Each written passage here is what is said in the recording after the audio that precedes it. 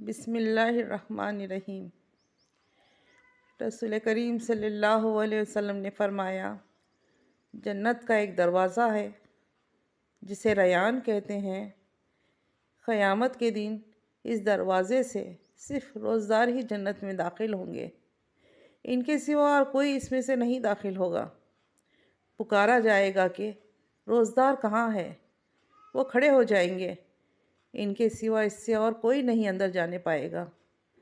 اور جو یہ لوگ اندر چلے جائیں گے تو دروازہ بند کر دیا جائے گا، پھر اس سے کوئی اندر نہ جا سکے گا۔ صحیح بخاری، حدیث نمبر 1896۔